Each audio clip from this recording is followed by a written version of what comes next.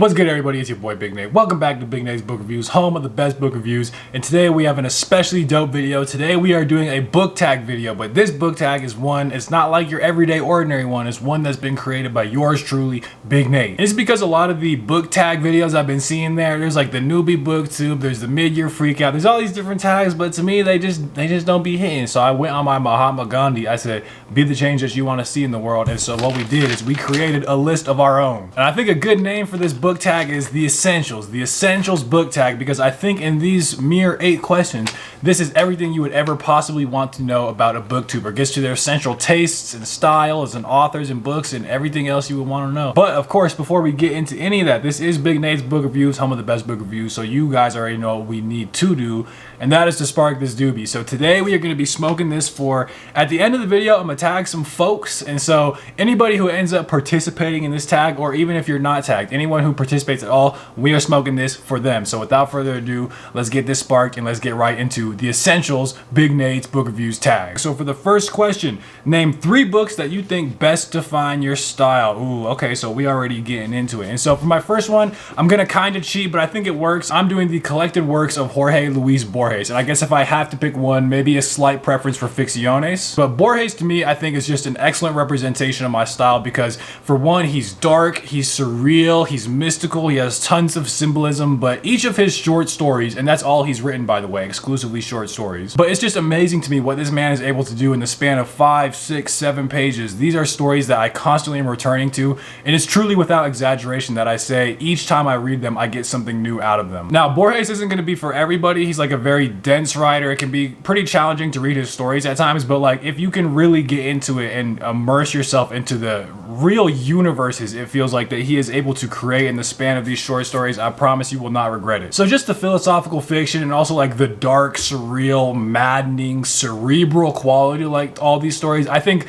those qualities in particular are things that define my sense of literary style. And I think that is evidenced by the fact that a lot of the other authors that I really enjoy reading cite Borges as being, you know, a major literary influence on them. So for that reason, Borges, the collected works of Borges, I think is more or less, it could be a long book if you put it in together. I think that counts. That exists somewhere. Therefore, that is my favorite book. Or at the very least, it's a book that I think best defines my style. And speaking of, let's go to our next pick, Anna Karenina by Leo Tolstoy. And there are so many things that I love about this book that I think are related to this question. I mean, for one, I think the writing is just absolutely brilliant. Whether he's writing about like the feeling of characters or a landscape or just anything about, like, it feels like the whole human experience is kind of contained in this book, and he's able to get such subtlety down to just like the awkward little social interactions to these big philosophies about life. He's able to write so beautifully and drop these little bars of insight, very related I think to like East of Eden, where just throughout the book he is constantly dropping bars about, again, literally everything he chooses to write about. Tolstoy to me is one of those people where they say, you know, I would read anything. I would read his grocery list, I would read like him mowing his lawn.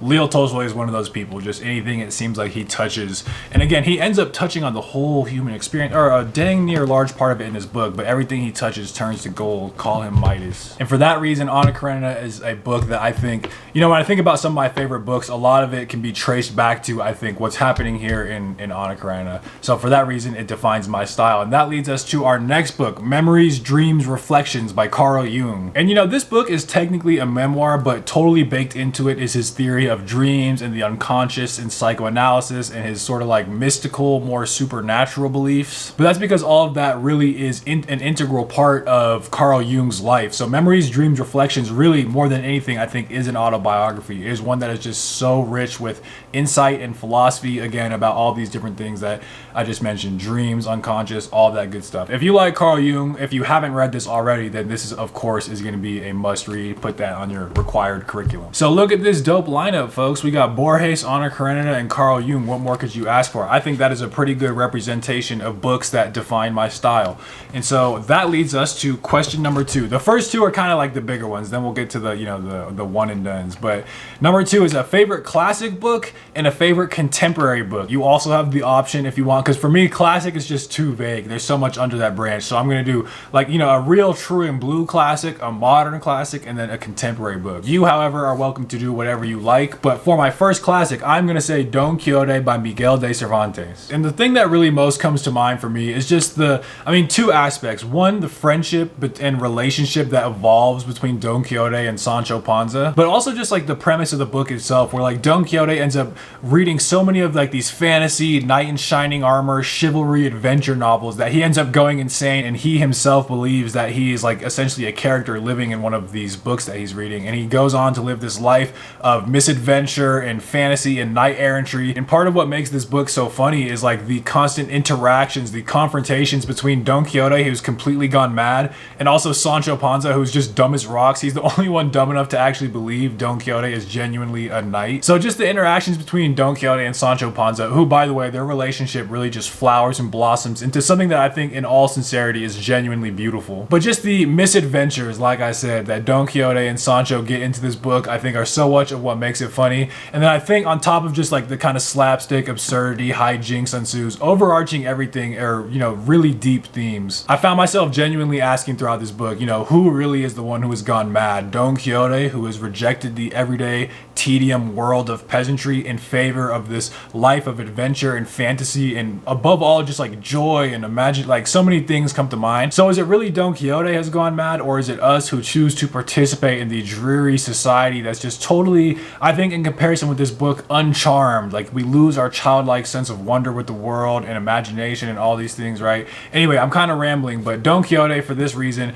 is one of my favorite classic books. And look at this on the back here. Who else but Fyodor Dostoevsky? Profound and powerful, the final and greatest utterance of the human mind. So if that doesn't convince you to read the book, then I don't know what will. So that was my favorite classic, and up next for my favorite modern classic, it was kind of between, at least the way I'm feeling right now, this could change on any given day, but it's kind of between Blood Meridian and East of Eden. And I think East of Eden and Anna Karenina are very similar actually in a lot of respects for the reasons I've talked about. So I'm gonna skip East of Eden right now. You guys already know that book is good and is one of my top picks, and I'm gonna talk about Blood Meridian by Cormac McCarthy. The thing I like most about this book are just the Gnostic, mystical, symbolic themes that are written all throughout the story, and in particular, of course, with I think hands down the best character of this book, the Judge. But this book is dark, it's philosophical. I love the themes that it explores throughout this story. I love the character of the kid. I love like the gritty Southwest, basically like pre-colonial America. I mean, because I guess it's like during colonialism, because the premise of this book is that the kid goes on to join a scalping gang where basically all of these people are earning their living by essentially slaughtering Native Americans to make room for American colonialization. So a lot of that stuff happening in the background, but again, dark, philosophical, surreal, and mystical. And for that reason, also just the writing in general, I think if you read this, there are undeniably some really beautiful passages, even though I do, of course, have my flaws, but overall, this is an extremely well-written book. So that personally is one of my favorite modern classics, and for a favorite contemporary, last but not least, we have Pachinko by Min-Jin Lee. And I've kind of been describing this as almost like the Korean, Japanese East of Eden, because again, it follows like these multiple generations of families, the writing just in every capacity, the characters, the dialogue, the descriptions of scenery, you know, everything you would want. I think Min-Jin Lee is just an excellent author throughout. But what really comes to mind for me with this book is just the idea of family and suffering and grief, and just the idea that no matter, even though life throws obstacle after obstacle at us, and throughout all these generations, I think the one thing that persists is their ability in the face of life, no matter how difficult it gets, to strive for meaning and happiness.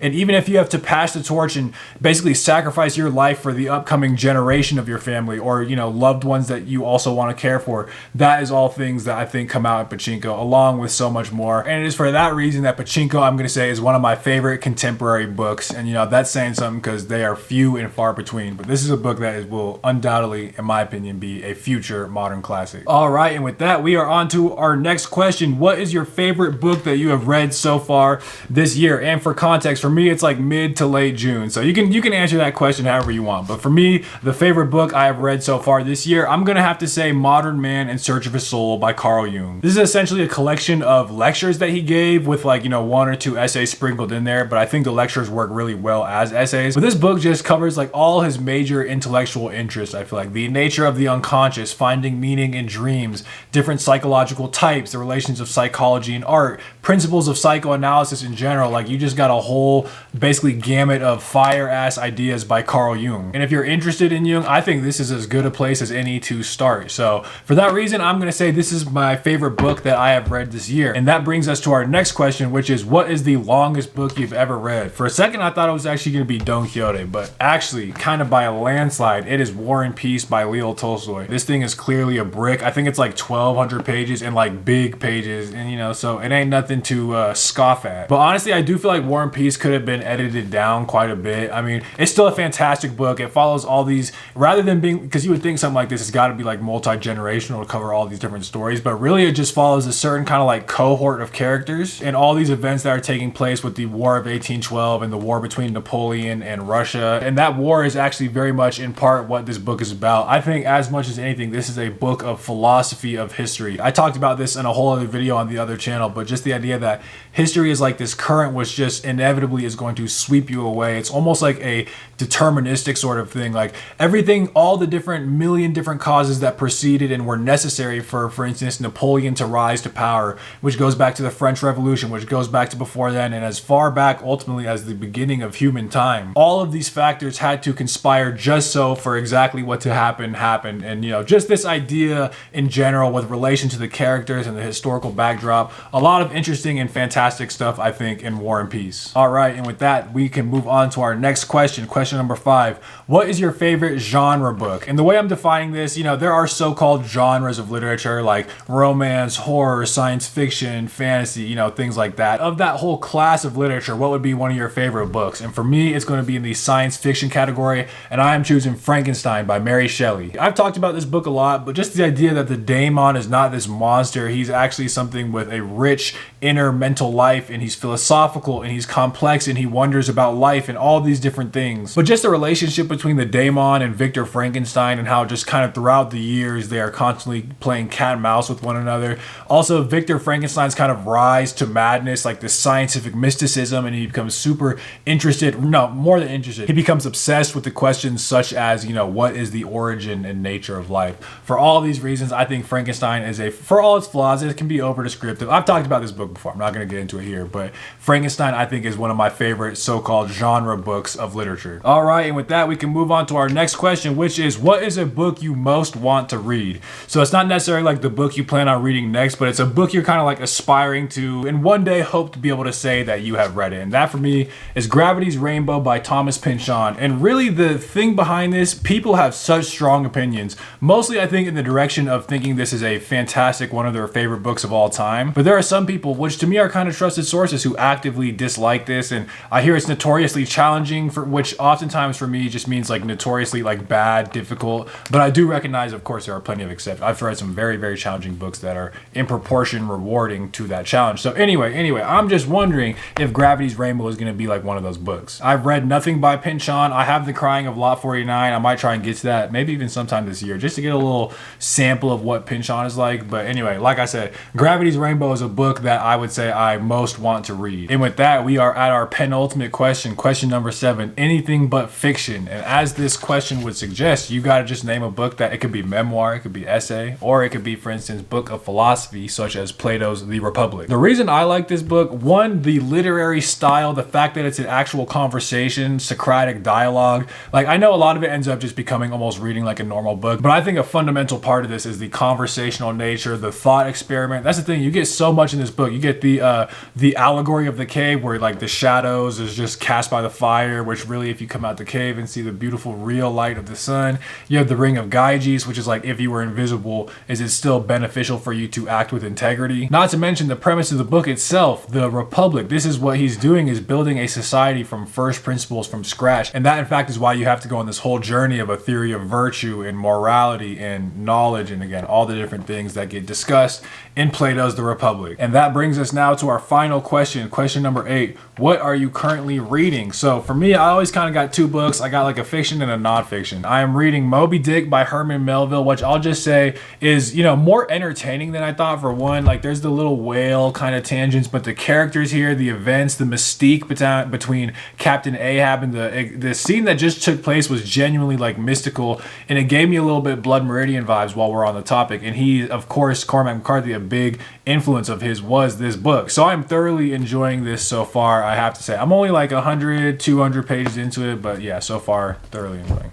And then The Rise and Fall of the Third Reich. This one I gotta be 600, I would say 650 pages or so. I've talked about this book at length, you know, in another video, but it's very related, of course, to the philosophy of War and Peace, where it's just like Hitler, against all odds, all these things had to conspire just so for him to rise to power. And it seems like every step of the way along World War II with Czechoslovakia, Austria, Poland, every step of the way, nobody is lifting a finger. It's just, you know, it's sort of mind-boggling. It's something literally William Shirer says, it defies belief, which honestly I think explains a lot of what's going on in modern society too as well. So for that reason, among others, I just think it's a very well written, entertaining like history book, and for that reason I am highly fucking with this book, The Rise and Fall of the Third Reich by William Shirer. So that was the Essentials Big Nate book tag. Let me know what you guys think. Of course, drop your comments, discussion, anything related to what we've been talking about. And now is the time of the preview where we are going to call out the tags. So first off, Jack Edwards and Emmy, you two have been tagged officially with the Essentials book tag. So everybody gets to their channel, of course, because wouldn't you want to know this? Tell me what you wouldn't want to know these questions about those people. Exactly, you can't, so go let them know. Up next, we have Jared Henderson, one of the all-time great GOATs. Again, someone whose answers to these questions I would be very interested in hearing, along with, I'm just going to kind of rapid fire, would love to say it, but I don't watch BookTube much, but when I do, when I dabble here and there, I would say these are the people that are included. Anna Wallace Johnson, again, another OG GOAT. Pato, the homie. Colorless Wonderland. And I would say that whole trio, so that's Drunzo and also Matt's Bookshelf. Would love, you guys are kind of in probation because I think I tagged you in my 420 blunt rotation. What would you do? I don't think you answered that. So you're, like I said, you're on a probationary period. We'll see how you do on this one. But so that whole trio. Up next, we got Right Conscious, another OG. Colossum Books, a fellow homie in neuroscience. So we got to link up. That's a mandatory tag. The Active Mind. Insert literary pun here. I think she's been MIA, but she might make a return on the scene with once the Essentials Big Nate book tag spirals out of control. But I think with that, we shall conclude today's video. Thank you guys so much for watching the Essentials book tag. Let me know your guys' answer to these questions, just any thoughts in general. Let's get a little discussion going. You guys already know what to do. In the meantime, thank you guys so much for watching Big Nate's Book Reviews, home of the best book reviews.